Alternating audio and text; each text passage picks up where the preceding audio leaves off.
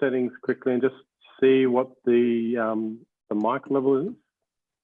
So if you go into preferences, sound, and because it could probably might just need a little bit of a bump. And it does. Preferences, yeah. Audio. Oh yeah, there's an audio settings from Zoom. Yeah. Output volume is up the highest it can be. Okay. Input volume is 3/4. That's much better. Yeah, that's much clearer. Okay, good. Great. Thank you. Okay, everyone, we are live on YouTube now.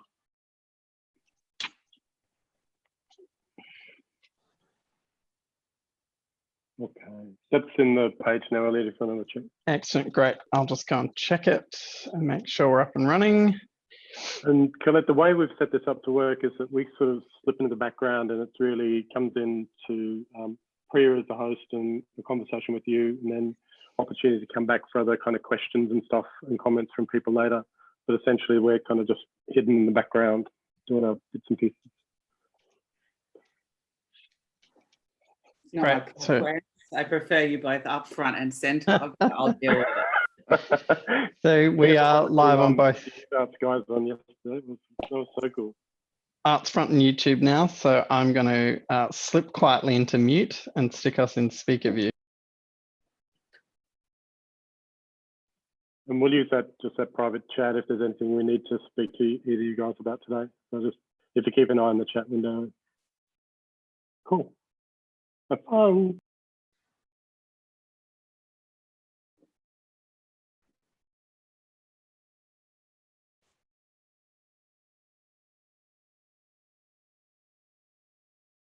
It's going to be a long 3 minutes.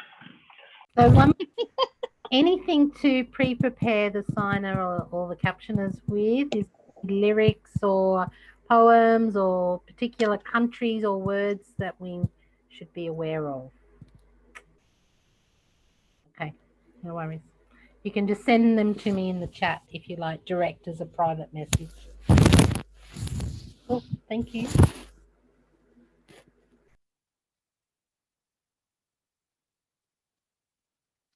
Colette, are any of the cafes? I'm Emily. I'm one of the live captioners for today. I was just wondering if you were able to share in the group. We can't hear you, sorry.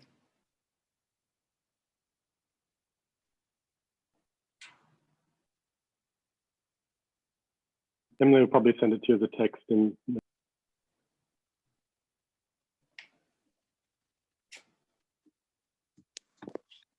hello. Ah, hi, Asil. How are you? Hi, Asil. Good morning. Good Hi, morning. Susan. Enjoying San Francisco, are we? Well, that's it. That's a way not to see what we are doing in the background. That's all. Love it.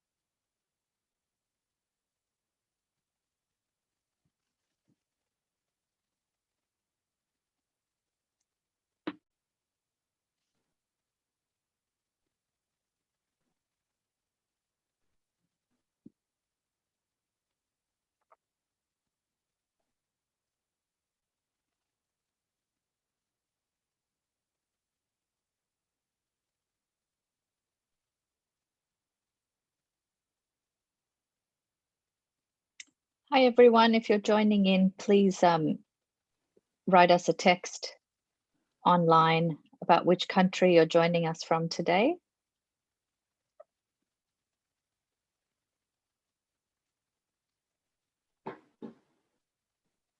So we might get started then. If you're ready. Great. I'm Priya Srinivasan. I live and work on the lands of the Wurundjeri people of the Kulin Nation, and I pay my respects to their elders, past, present, and emerging. I also acknowledge the gods, the goddesses, the spirits, and elders from my culture who are here with me. And I acknowledge that sovereignty was never ceded and we live on stolen land today. I'm an independent artist and also the co-artistic director of Sangam, the first performing arts festival of South Asia in diaspora in Australia. I'm originally from Tamil Nadu in South India and came here to Naarm when I was quite young. I'm happy to start our chat today with just a few little housekeeping points.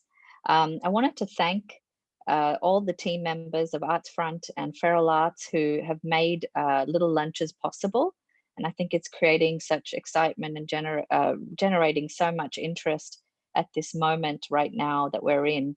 I'm really grateful to be here and joined by a fabulous speaker who I will introduce in just a minute. Just wanted to remind you all that Little Lunches is being recorded, will be streamed live and available afterwards on www.llol.com.au. We're also live on YouTube. We will be sticking to the 30-minute time frame because of the sign language interpreters and captioners as well, who are working really hard. And as I said earlier, if you're just joining us now, please do write in the Zoom chat which country you're joining us from today. There's live captioning available if people click on the captions icon in Zoom. And there's also live signing from Susan at Auslan, who's, for me, she's down below, but she might be stage left for you guys. So just click on Susan's video and pin it if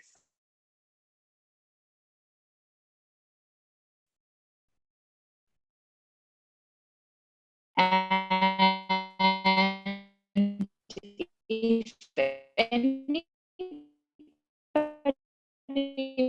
wants to ask questions, you can type it out in the Zoom chat as you're speaking. And if there's any, without further ado, I would like to introduce the incredible, amazing Colette Brennan, who's the CEO of Abbotsford Convent in Melbourne. Those of you that don't know her, please go and find a way to introduce yourself to her. She's going to be amazing. Sorry, Colette, I'm just dobbing you in for people coming and meeting you and having chats, virtual chats right now. Abbotsford Convent, as many of you know, is Australia's largest multi-arts precinct.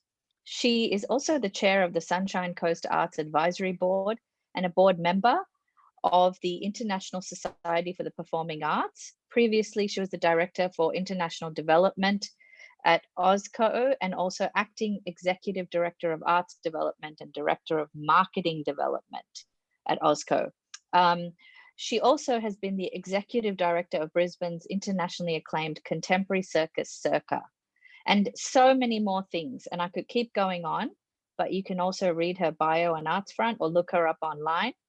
And I'm really happy that she's here with us today. Usually Veronica Pardo, the CEO of Multicultural Arts Victoria, and I do these Wednesday lunchtimes. Veronica couldn't be with us today, but we're so grateful to have Colette here, especially because she's somebody who has really been an ally to diversity in all its manifestations. And I think this is really to be lauded in the industry. And I personally am really excited about the kinds of questions she brings in every conversation she has.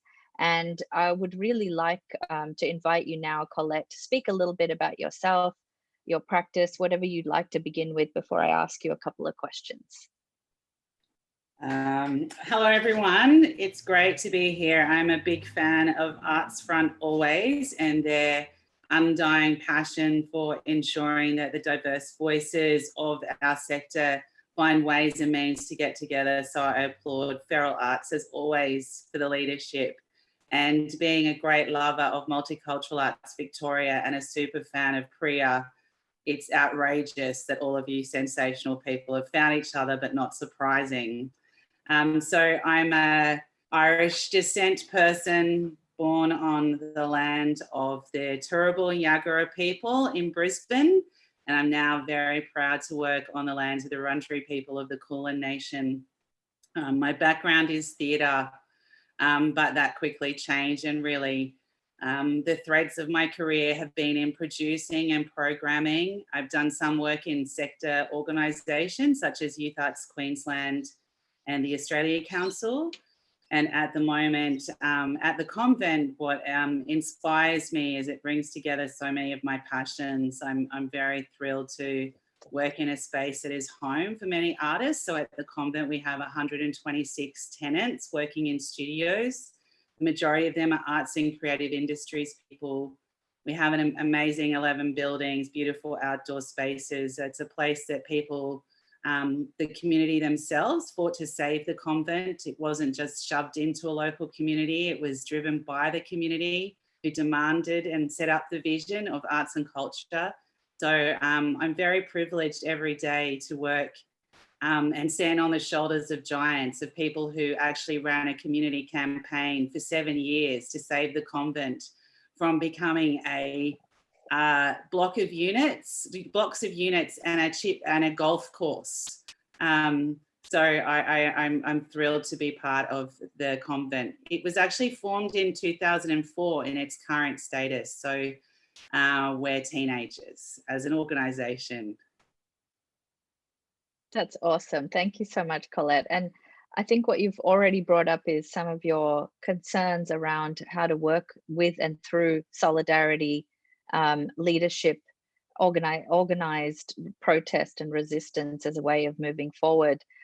How could you share with us right now some of the insights that you've gained from the impact of COVID-19 on the really great work you've been doing? You can refer to anything you've done before, but also now, how are you sort of thinking about moving forward?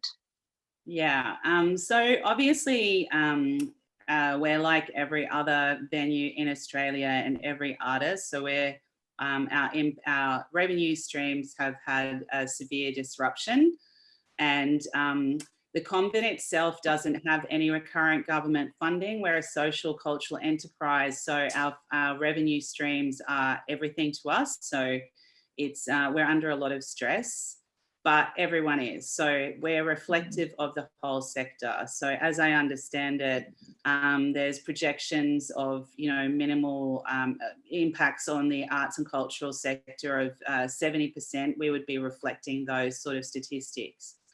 That being said, what is really interesting at the moment for us is that we are reducing in our scope, very focused on our purpose, and really refining how we navigate this process through to repair. We're not really interested in, bounce backs and all of those things, I think are language that's used in the media, but I think that the arts and cultural sector has had so many years of impact that this has been quite a brutal blow. We didn't have much scaffolding in and around the sector, and I think it's exposed all of the flaws in the arts sector's relationship to government, and also in relationship to being priority for the philanthropic sector as well.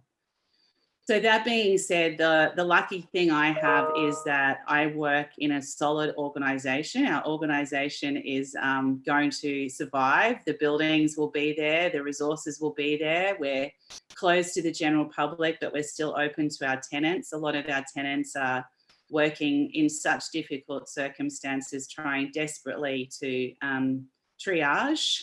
So it's a lot. I am very lucky though. The things that it's exposed for us at the moment is that we have really, really good governance. And at this time, for anyone who runs an organisation, governance has been key. I can't stress enough that I think a lot of organisations would be going through more trauma if they haven't got their governance in place. So I think it does help in that it exposes where your flaws are and where you might quickly need to adjust. And the other thing I've noticed as well is that change is possible. We've done an organisational restructure. We've done things really fast. We've seen the federal government, we've seen state governments and some local governments working really fast. So actually, one of the energetic positives I'm taking from this, that if we all get on board to identify an issue, we can actually solve it when we work together. So for example, when you look at homelessness, we have people now who are homeless in shelter. Why did it take a pandemic to expose that? You know, so they're the things that I'm really inspired by at the moment. I'm inspired by the resilience of my community. I'm really inspired by the resilience of my team. I've been really excited to see flexibility, adaptability in our governance structures so that we could modify and be nimble in our response. You know, that's sort of where we're at. Yeah, that's really great to hear. And I really take your point about solidarity, and I'm going to come to that in a minute. But I'm wondering if you could also speak about your work with diverse and independent artists, something that you really spearheaded and have followed through on so many ways with First Nations artists and artists of color, your work perhaps with APAM and also with Asia Topa. What were the lenses that you used and took to prioritize the needs of people of color and First Nations people? How do you see possible visions for others like yourselves in institutions who are really the gatekeepers, who have the capacity to open doors? What is it that you can do? And I suppose part of that question is also around making diversity central to how we actually move forward as well. Thinking through how you've done it in other moments where you've been confronted by really hard and oppressive structures, but you've navigated your way through. And if there's any way that you could, you know, speak to some of those things. I know I gave you a lot to think about, but something around those kinds of questions, Colette. That's what you do, Priya. You go right to the heart of it. Well, you know, I think the first thing is that I acknowledge, and it doesn't mean it's not flawed. I'm very flawed. I'm a white woman in a particular context running a venue. So, you know, you have to actually be aware of what privileges that brings you, and therefore be literal in that and keep yourself to account. The other thing that I've found that's been key in that is by building relationships with incredible arts leaders and artists who are people of colour, First Nations, or experiencing diversity who may not be embraced by the mainstream, is that once a trust is established, those people and communities will keep me in check. I don't try to demand that they teach me, but I know that once we have a trusted relationship, if institutionally we're doing something that's a barrier, or if I personally am, I will be called to account, and it's my job to get myself checked, sorted out, and the learning I need to take. The thing I'm very aware of is that there is so much pressure put on diverse artists to not only be brilliant independently in their own practice, incredible advocates for their culture, but then they have to carry the load of educating us white people because we're too ignorant to understand how much we are culturally bereft by not engaging in diversity. So my position then is actually that I work with my team a lot on where is the exciting work. And from our perspective at the convent, the most exciting and challenging and incredible work is coming actually from the independent art scene, and especially from artists of colour, LGBTQI people who've been working with. We've been doing a lot of work with people who do incredible work with children and young people. Children and young people are often dislocated from access to quality culture. So, you know, that's where we come from. So we look at it as an asset-based approach. We understand, though, that the inequities that happen in the sector mean that there is not enough representation of leading artists to develop their own small to medium companies. We understand that our sector is actually less sophisticated because of our inability to get over our own cultural incompetence to actually work with the wide diversity of artists we have leading in this country. So at the moment, as you know, the convent doesn't have much of a programming budget. that doesn't actually get in the way with the work we need to do. We work with artists who actually have a passion and understanding of why they want to work with us, and we work with them over the long term, because we actually can't commission anyone. So I can't have a transactional relationship. I'm not going to buy anyone. I'm not going to have conversations with artists that are in that whole world. And I think that for the long term, I think it'd be great if we had more money and I could just go, here, Priya, let's kick Sangam's ass and take over the venue. But realistically, we get there eventually.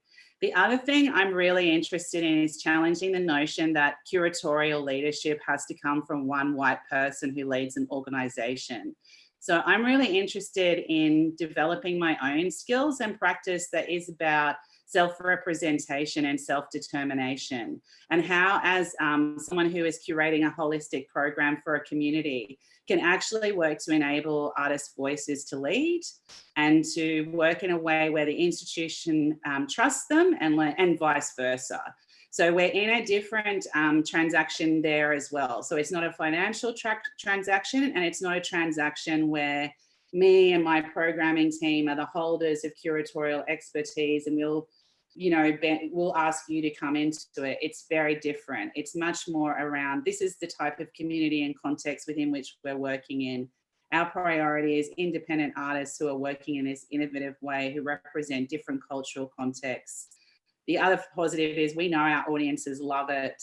We have no problems getting a really incredible audience. So anyone who thinks there's no audience, that myth is fully debunked. But then we work in a way, well, okay, if you're the self-represented expert, what do we do together to realize the curatorial vision? And then how do we experiment together to understand what meaning that impacts, how that impacts? So in a sense, it's a much more high reward, harder process than the typical, I want this, I'll buy this touring circuit type of model or conversation. It's not something I'm interested in. Anyway, that was a big rave. Hope that made No, that's super helpful. I mean, this idea of moving outside in a way, you can't get outside of capital. I mean, that's kind of not anything any of us can do at this point in a way. But I think, the crisis is actually allowing us to consider alternate possibilities for how to move alongside capital and how to negotiate differently with power. And I think that's what you're really pointing out, that moving outside of the typical transactional model, buying and selling, what other ways of engaging are there? And this is what I was pretty struck by with your programming during Asiatopa in particular, which I thought by far was a very successful model. And I'm wondering if you can speak to specifics about some of the kinds of programming you were able to do, maybe just one or two quick examples, and how you did it in a way that was allowing artists a lot of power in the process of being represented. Yeah. Well, one thing is I think we were in, for example, a project like Huruhara, which was curated by Thomas Henning in partnership with Terry and the Cuz, so Govind Rubin, who works between Malaysia and Australia. But where it's interesting is that the artist has the power and vision, and we embrace it. But we can also utilize being the venue and all of those sort of things to broker other relationships. So it becomes quite equal, where the artist is doing the heavy lifting on the aesthetic and the curatorial, and we're doing the heavy lifting on how we generate the partnerships in and around that vision to bring it together. So for example, we would take the heavy lifting and write the grants. They'd be inputting and they'd get sign off, but we would be doing it on their behalf. We were seeking the partnerships and, with Arts Centre Melbourne, the Australia Council. I also got in some philanthropic support. But all I would note is that it's really difficult because we're quite a small programming team without much financial scaffolding around us. And we're working with people who I think are the leading artists, but don't have scaffolding around them. But together we make it happen. So we're very clear in the exchange in and around what our areas of expertise are. Where our tipping points are. So for example, it's boring, but we're a heritage site. So you can't be putting shit up on our walls, but that's fine. You work around that creatively.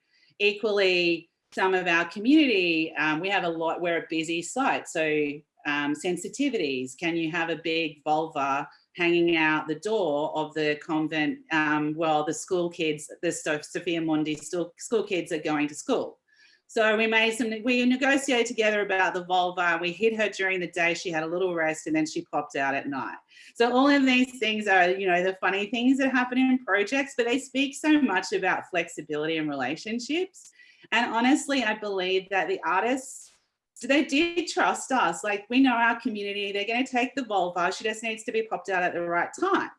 And all of those things can be negotiated, but because they trusted us, it wasn't seen as censorship. It was seen as actually accenting the artwork in a way that would privilege it and help land, rather than getting into, and I think because we're not transactional, we're all coming together going, we've got a problem to solve, rather than, I want this and you've got to deliver it this way by this day. I don't know. It was really hard and it nearly killed us, but it was the high point of our lives. Having complete anarchy on site, artists from 30, artists from Timor, Indonesia, people, every single program had no real rules around it. Marketing team was losing their mind because you couldn't necessarily say what was happening. Audiences, members were popping up and doing their own dance routines. One group who wanted to come once came 5 times. Artists who were across the rest of the Asiatopa program were doing shout outs and turning up on site, doing their own pop-ups because they wanted to be part of it. And I think energetically people and artists were attracted to it, and community members, because they could feel it was authentic. And it was also not putting up a really old-fashioned notion of what is Southeast Asian artwork. It was highly contemporary, really political, super fun, engaging, cheeky, naughty, all of the things that we know, but audiences don't often get to see it. And that's what they loved about it. Yeah, and I have to say also, the precinct itself enables the dropping of the fourth wall so much more easily than formal theatre settings in some ways, which also enables a feeling of community and real sort of audience engagement. And I would say it really sort of engenders a feeling of solidarity. And this is what I was going to ask you to speak a little bit about, and something that's close to my heart and something that Veronica and I are going to do, especially next month. We're going to bring in international speakers, artists from different parts of the world, to really ask what solidarity might look like now, and why it's more important than ever to not only address local concerns, but at the same time to be looking at the local and the global together, which academics call the glocal, right? How do we look at that as a really rich moment of possibility for us? And we were thinking about your fabulous connections around the world, Colette, around this. You don't have to answer, but it's just a prompt. And perhaps also we can open this up to anyone who's attending today, this or any other question you might have for Colette. Any points, any thoughts, any issues, whatever you would like. We'll give you a few seconds to raise your hand or write a comment in the chat, and we'll wait for you. Just let's give people a few seconds, Colette, to see if they have anything.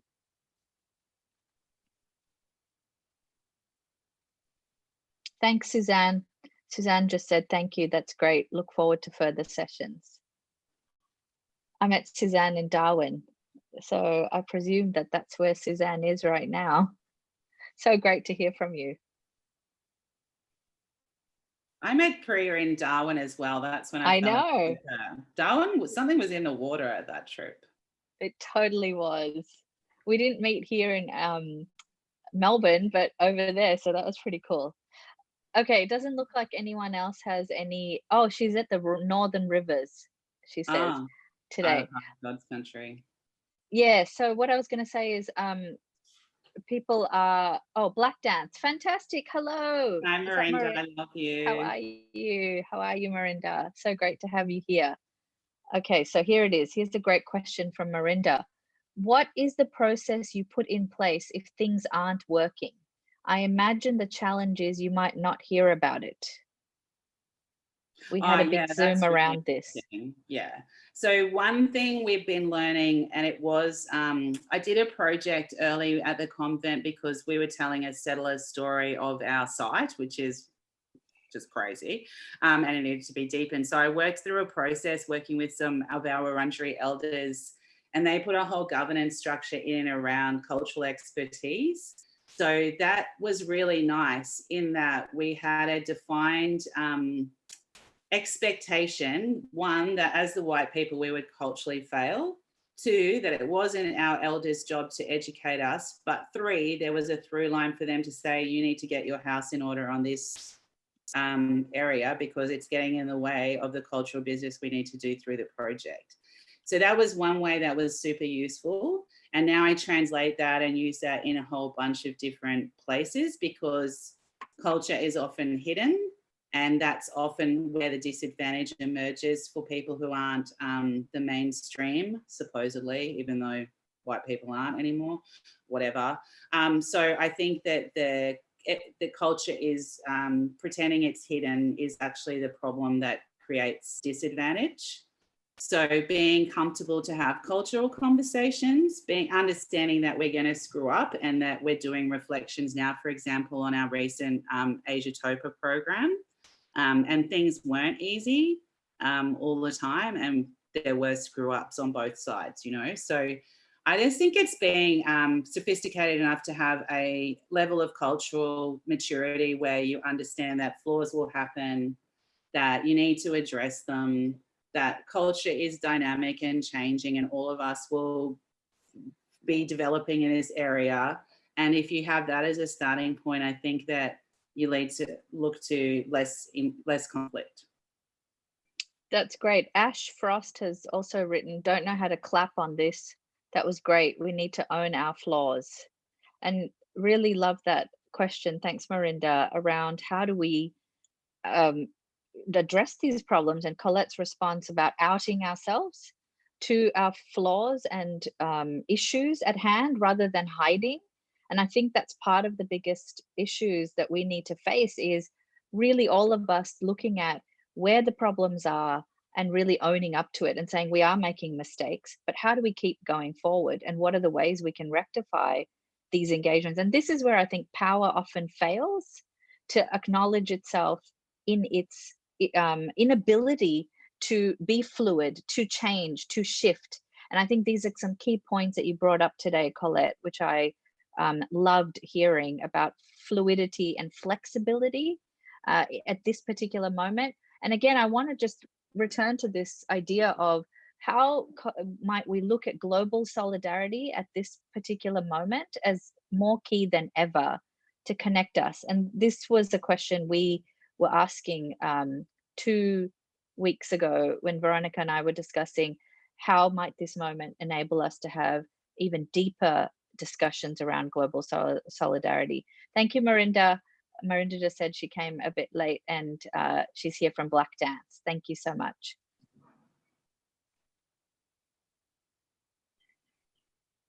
Was that a question? Just a good thing about your thinking through the global, like for example, how at APAM, you had these really incredible sessions, for example, from people from different parts of the world. And we were asking at that moment, what happens? We did not know this COVID was going to literally ground us and put us in this pausa mode. So it was just that moment where we actually had people from key institutions around the world discussing already in the room. And I'm saying, how do we reimagine that in the future? Any ideas that you might think about for us to get this going would be great. Yeah, I think it's always comes down to good practice internationally anyway, that we're part of a global arts community. Just take that as a given. And I've always activated my global networks. I'm very passionate about what I can learn from others. I suppose it starts though, best engagement comes if you have a level of personal cultural curiosity and understanding that you can learn from other cultural contexts. I have seen, you know, certain activities by different people where they don't really come in, they just go into a global conversation to sell, to get something out, to continue transacting. I don't think that serves us. Those things happen anyway, you know. I think it's Great. actually about relationships, and I think Yeah. you have to start in that context. So, Yeah. for example, at the moment, you know, it's bad here, but my friends in New York, it is not good. Their Yeah. mental health is very, very bad. They don't have JobKeeper as shit as it is. They don't have JobSeeker. They, you know, a lot of people in Australia are falling through the cracks. That's a given, but it is a major issue over there. They don't have healthcare. Let's face that. I You know. mean, there's no, anyway, yeah, so many It's a complete differences going disaster. on. Yeah. Do we care about that?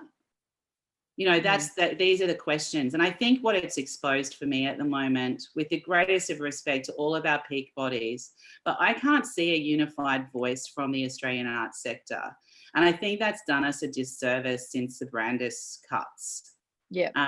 When I look at my Irish colleagues at the moment, I would suggest all of you look at their campaign at the moment. It's incredible. They don't have a music sector off here getting money for this bit, and they don't have a regional arts bit getting money for regional arts. They don't have visual arts. You know, they actually just have a one consolidated voice. The other interesting things that Canadians taught us in the lead up to Trudeau, they did a 5-year program to get their sector together, to actually get the policy levers, the political context together for how they wanted to argue for the relevance of the arts. So it was ready when Trudeau got in. Their whole program was ready to go. So the thing, I think that our global engagement is key. We have to keep doing it. But I think that at the minute, we also do need to look very honestly at our local sector and not use this time to fall apart, to be distracted, which I think helps the political methodology by trying to change the fact that the majors get money at the moment. That hasn't changed for years. So why are we, you know, let's not go back there. Let's actually be a unified sector that isn't broken down into, well, I advocate for music and contemporary music, you know, all of that. I just think it's actually exposed our issues as a sector. And I feel almost nervous saying it, weirdly, but I think it has to be said. I don't feel as someone running a key venue in this country with so many artists in the conversation. I'm not funded by the Australia Council. I'm not funded by state government or local government. I'm not engaged anywhere. I think that's crazy. Why are we doing this? Why are we putting some people in the club and not others? That's great, Colette. Thank you so much. So excellent what you're saying. And Marinda has been sending so many fantastic questions. I'm like, we can't address it today, Marinda, but we want to invite you to come and join us in a couple of weeks so we can actually have a really generative discussion around your questions, because this whole thing about who's being represented, what are the representations? Marinda's put up these great questions here. Why isn't the sector talking about the entire ecology? People are not talking about the entire ecology. Yeah. The Australia Council has been undermined since the Brandis cuts. And also, why are there no called CALD dance companies or First Nations companies funded on a proper platform and multi-year funding, or Indigenous companies? Fantastic questions. I want to use this opportunity to thank all of you for contributing today. We've gone over time, so sorry, but thank you so much, Susan. Thank you so much to all the captioners, Artsfront, Feral, for being here, and we would love to continue these conversations in next week or the week after. Please join us. And thank you so much, Colette. Really appreciate your generosity of time and thinking around this. Thanks, darling. So good to see you. Thank you so much. Look after yourselves. Great. Thanks, everyone.